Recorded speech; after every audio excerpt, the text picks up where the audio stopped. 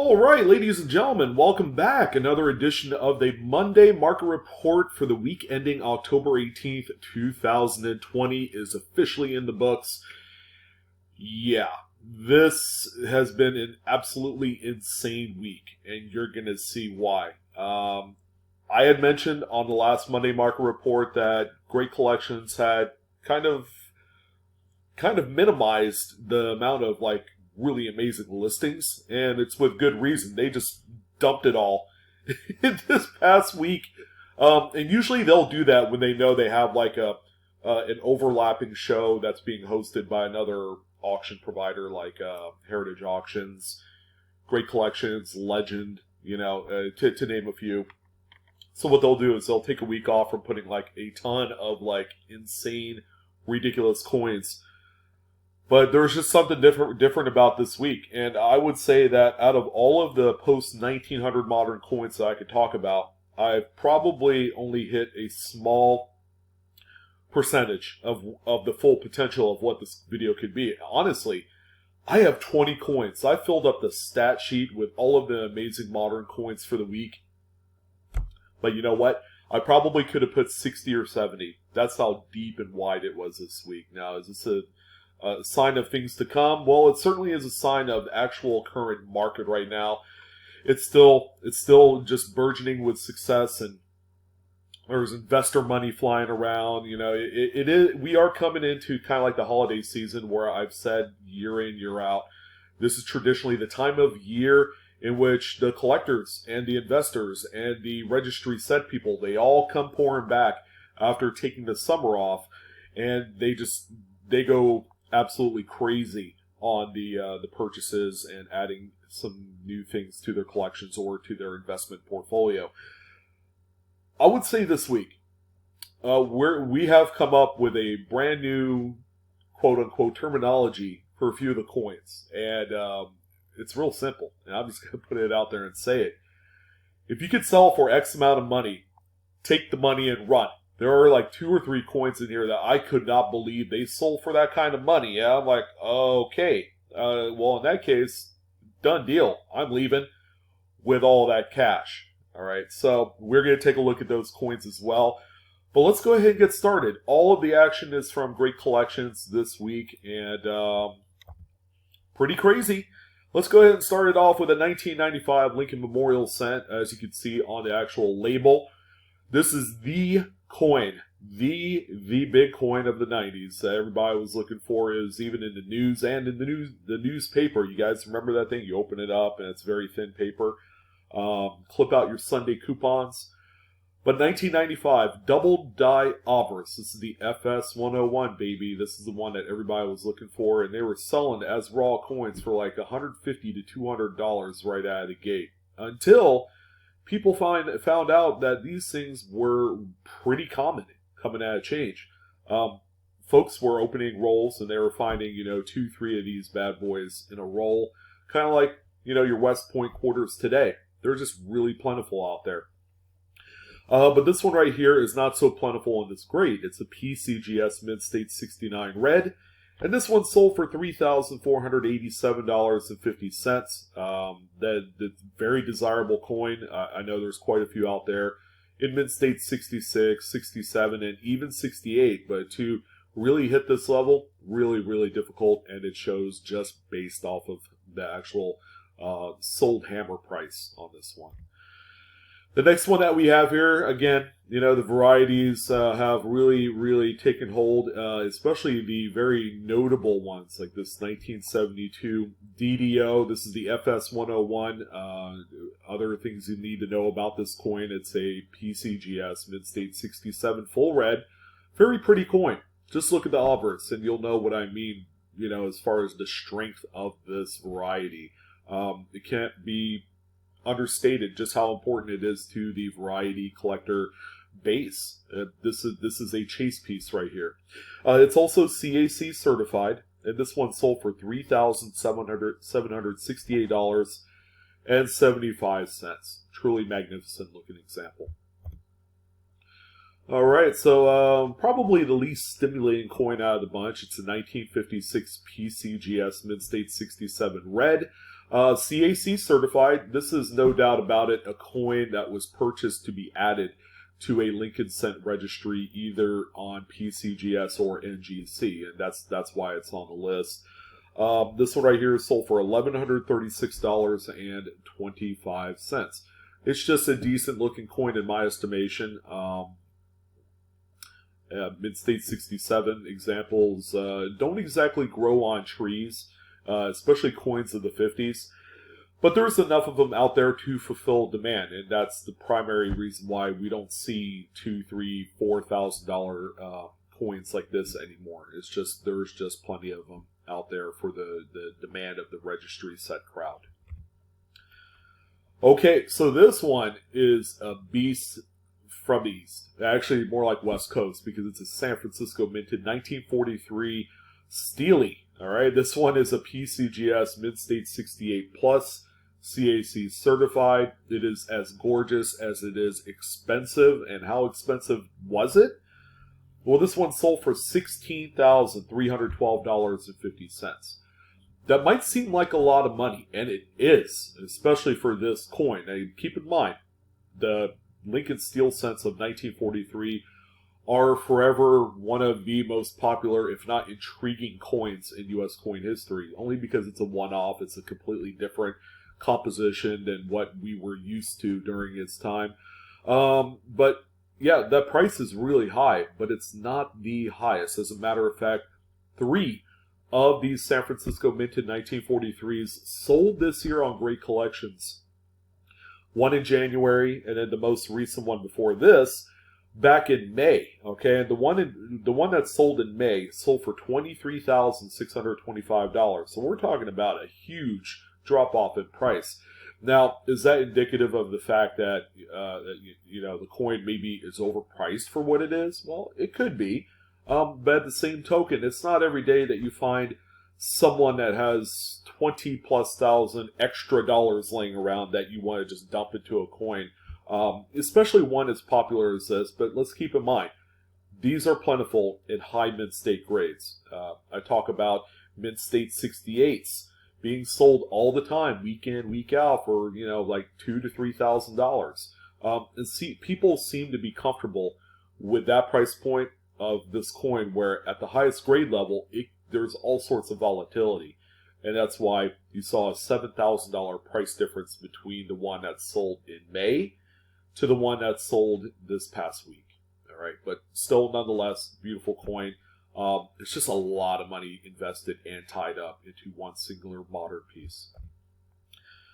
Okay, so the 1931S, everybody knows, is kind of like the semi-key date that everybody loves. One thing I can tell you about 31S, there are quite a few examples that exist in high mid-state grades. And the big reason why, and we could kind of tie in the 1950D Jefferson nickel into the conversation, is that these are two coins that people knew that the mintage was going to be low on them. So what happened during that time is that avid collectors, or maybe even non-collectors, all right, were hoarding these coins in the highest mid-state grades. So this one right here, of course, is no slouch. It's a mid-state 66 red. It's a beautiful coin, but there are quite a few of these in existence. If you wanted to pick one up, you certainly can.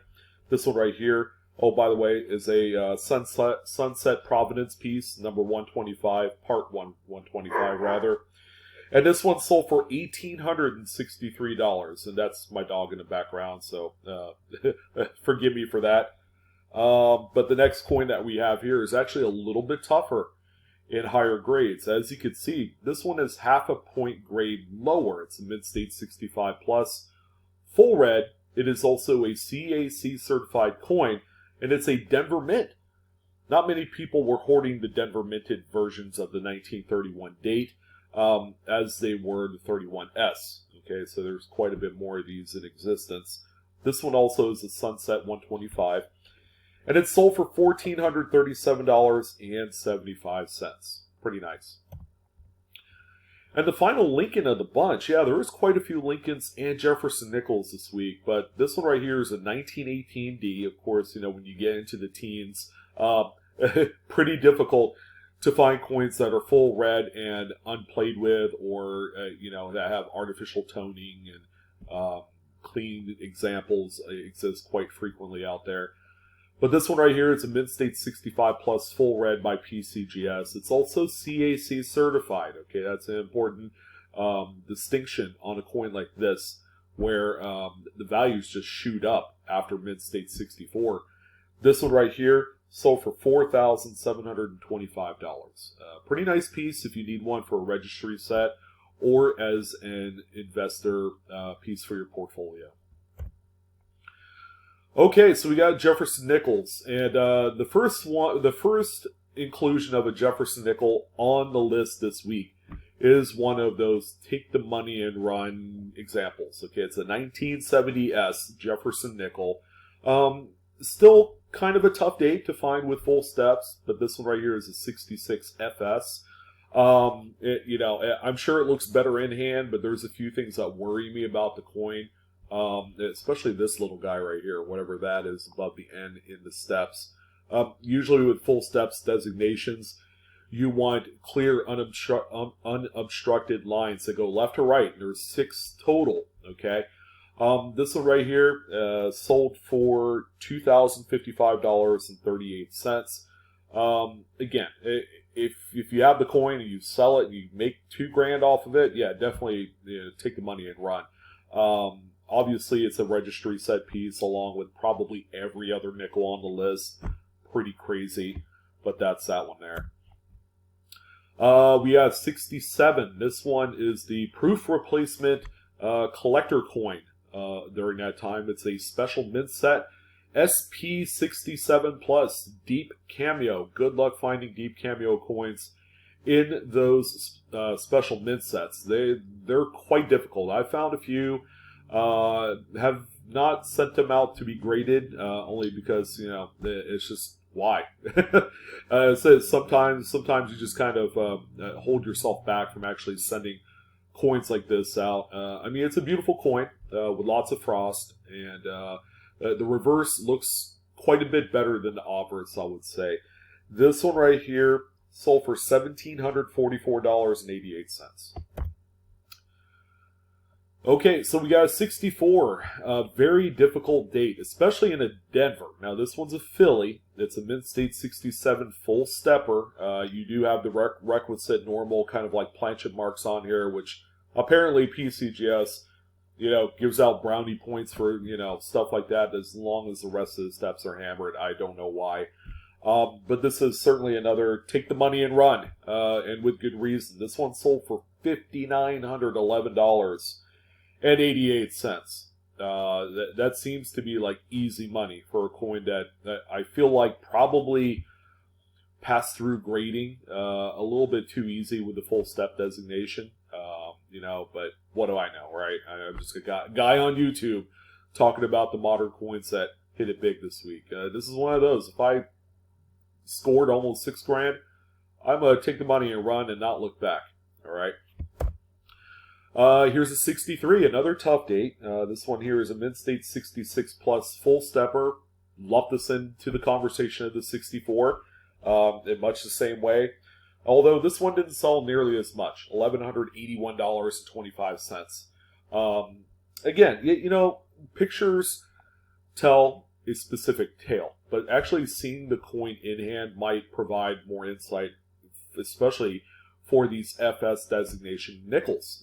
Sometimes I just have a hard time believing that a coin is full steps off of one image. Maybe the light hits it a certain way, which gives it a completely different look than what I feel like it should, receive. So, here's another one that I would say I'm going to put my bias on hold for right now. Hopefully the coin is as well struck and good looking in hand. And same for this 62. Here's another one right here. So this one is Mint State 67 full steps.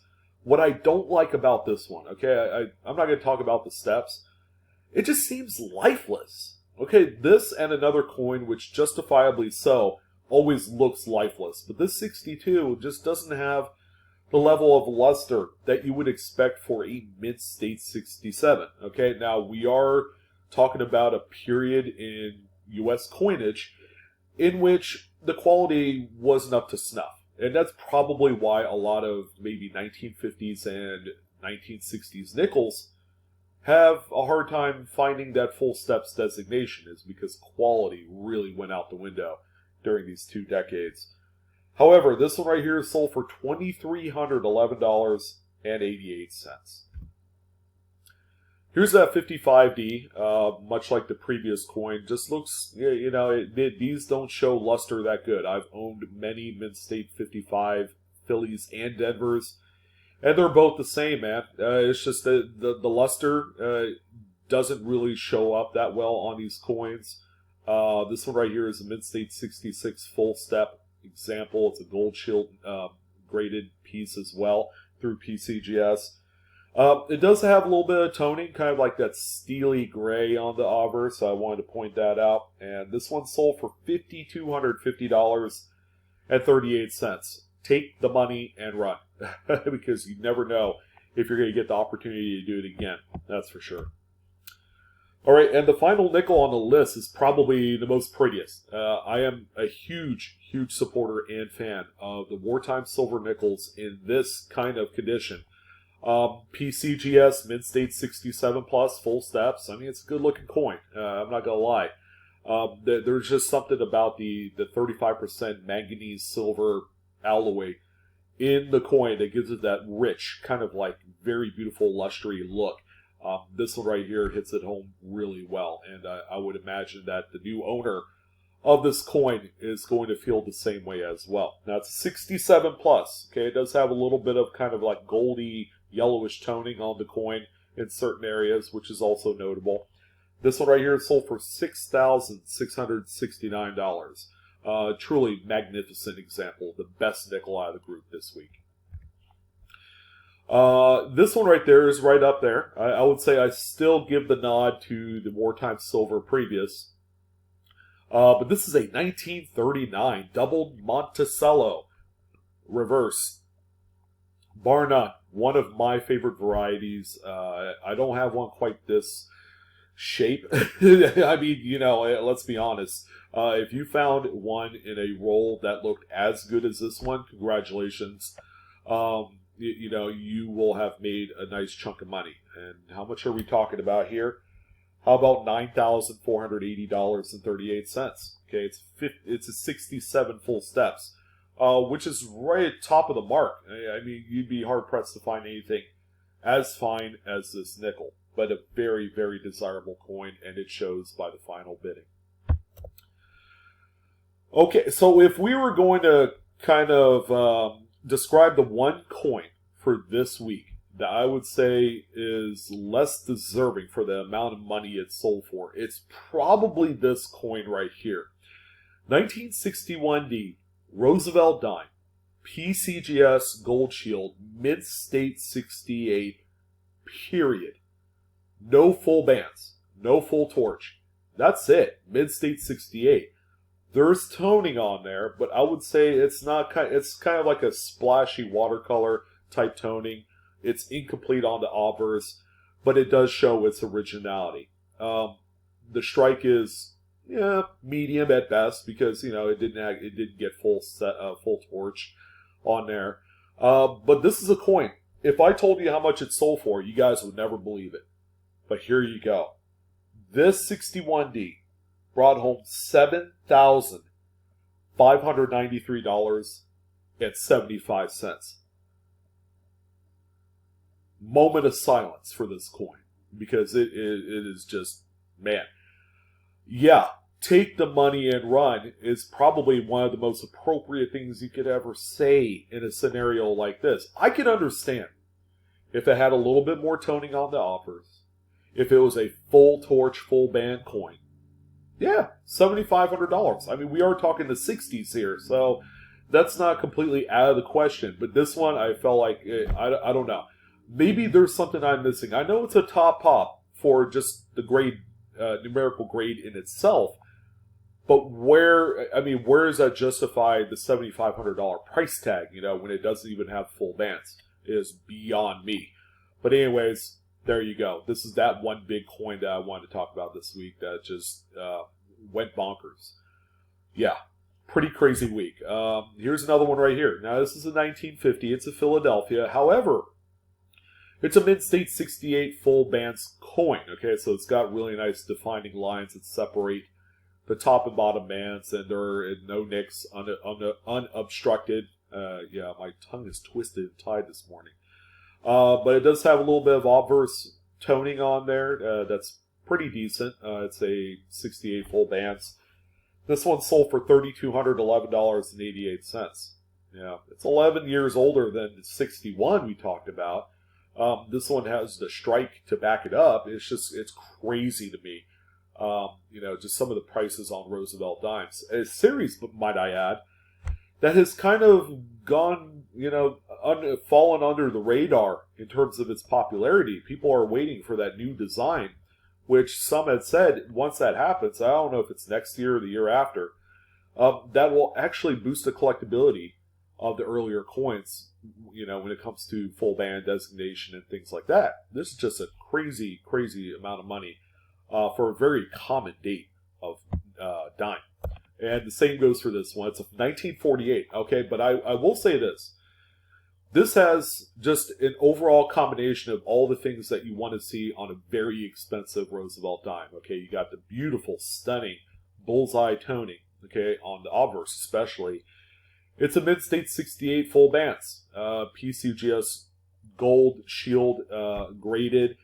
Probably the only thing that's missing is a CAC sticker, which I probably think it would probably get. But this one right here sold for $3,768.75. Again, why is 61 commands almost double the amount of money over this one is beyond me. This one feels more like a $7,500 coin than the last two that we talked about. And we have a 47D, albeit a little bit tougher date right here for especially full bands. This one right here is a 68 full bands through PCGS. It's got very light pastel-like toning on there, which is fine for this type of coin. But this one right here sold for $4,090.50. And then finally, the last coin of the week helps kind of sum up the entire week in general. It's a 1960 Washington quarter. It's got some pretty dark olive toning on the obverse, along with little splashes of red and other lighter lime greens and things like that. I mean, toning isn't for everyone.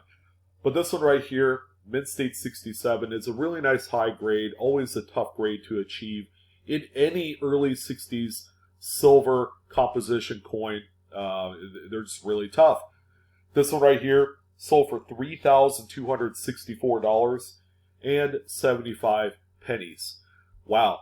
Okay, so if you did get that kind of money for a coin like this, I would certainly just, go ahead and deposit it into the bank and treat yourself to a nice steak dinner because it's well deserved. But there you go. I would love to hear your thoughts on this week's very magical carpet ride of sorts. Pretty insane. I want to thank you guys for watching. It was certainly a pleasure talking about this wild ride this week. Don't forget to like, share, and subscribe. I'm your host, Sean, with BlueRidgeSilverhound, bringing you the wrap of the Monday Market Report for this week. Join me next Monday for another Monday Market Report as we get closer to the holidays. Things are bound to heat up. We shall see. But that's going to do it. Hopefully you guys have a wonderful Monday. Don't work so hard. Be safe, happy, and healthy out there. And I guess I'll see you guys on the next video. You guys take care now.